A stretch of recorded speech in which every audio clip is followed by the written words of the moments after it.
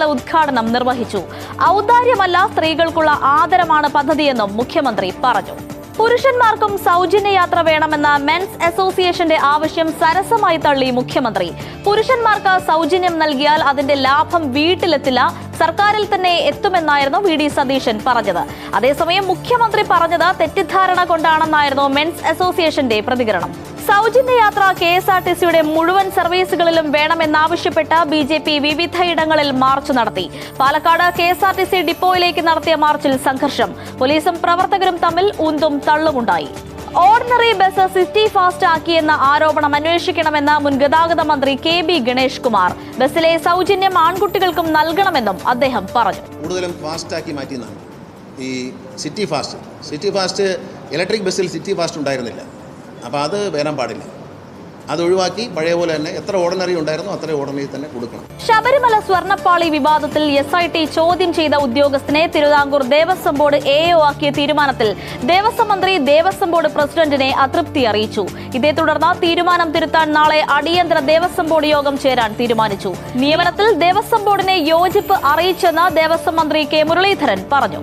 CMRL കമ്പനിയുടെ സാമ്പത്തിക ക്രമക്കേടുമായി ബന്ധപ്പെട്ട കേസിൽ ശശിധരൻ കർത്തയുടെ മകൾ ഷിബി എസ് കർത്തയെ ED ചോദ്യം ചെയ്യുന്നു. ശശിധരൻ കർത്തയുടെ ഉടമസ്ഥതയിലുള്ള നിപുണ ഇന്റർനാഷണൽ പ്രൈവറ്റ് ലിമിറ്റഡിന്റെ ഡയറക്ടറാണ് ഷിബി.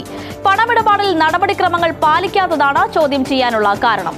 സംസ്ഥാനത്ത് ആശങ്കയായി വീണ്ടും ഷിഗല്ല മരണം. മലപ്പുറം കോഡൂർ സ്വദേശിയായ 7 വയസ്സുകാരൻ ആർജവാണ് മരിച്ചത്. കോഴിക്കോട് പുതുതായി 3 പേർക്ക് കൂടി രോഗം സ്ഥിരീകരിച്ചു. നിപ രോഗം നിയന്ത്രണ വിധേയമായെന്ന് ആരോഗ്യമന്ത്രി കെ മുരളീധരൻ. കോഴിക്കോട്ട് DMO ചാർജിലുള്ള ആളുണ്ട്. ഒട്ടേറെ പേരെ പരിശോധിച്ചു, അതെല്ലാം നെഗറ്റീവാണ്. വെറുതെ വിമർശനം നടത്തി സ്വയം അപഹാസ്യരാകരുതെന്നും കെ മുരളീധരൻ ഗുരുവായൂരിൽ പറഞ്ഞു. തൃണമൂൽ കോൺഗ്രസ് വിമത MP-മാർ ലയിക്കാൻ പോകുന്ന നാഷണലിസ്റ്റ് സിറ്റിസൺസ് പാർട്ടി ഓഫ് ഇന്ത്യയുടെ പ്രവർത്തനങ്ങളിൽ അടിമുടി ദുരൂഹത. പാർട്ടി പ്രസിഡന്റ് ആരാണെന്നറിയില്ലെന്നും താൻ രാജിവെച്ചെന്നും സ്ഥാപക പ്രസിഡന്റ് ശ്വേലി കുണ്ടു പറഞ്ഞു. ലയനത്തെക്കുറിച്ച് അറിയില്ലെന്ന് നേരത്തെ പറഞ്ഞ ജനറൽ സെക്രട്ടറി ശന്തനു വിമതരെ സ്വീകരിക്കാൻ തയ്യാറാണെന്ന് നിലപാട് മാറ്റി. അതേസമയം ഹൗറയിലെ പാർട്ടി ആസ്ഥാനത്ത് സുരക്ഷ വർദ്ധിപ്പിച്ചിരിക്കുകയാണ്. യുദ്ധം അവസാനിപ്പിക്കാനും ഹോർമൂസ് കടലിടുക്ക് വീണ്ടും തുറക്കാനുമുള്ള US-ഇറാൻ പ്രഖ്യാപനത്തിൽ പ്രതീക്ഷയോടെ ലോകം. വെള്ളിയാഴ്ച ജനീവയിൽ കരാർ ഔദ്യോഗികമായി ഒപ്പുവെക്കും. ലബനനിൽ ഉൾപ്പെടെ എല്ലാ സൈനിക നടപടികളും അവസാനിപ്പിക്കുന്നതാണ് കരാർ. പ്രഖ്യാപനത്തെ സ്വാഗതം ചെയ്ത് ഗൾഫ് രാജ്യങ്ങൾ ഉൾപ്പെടെ രംഗത്തെത്തി.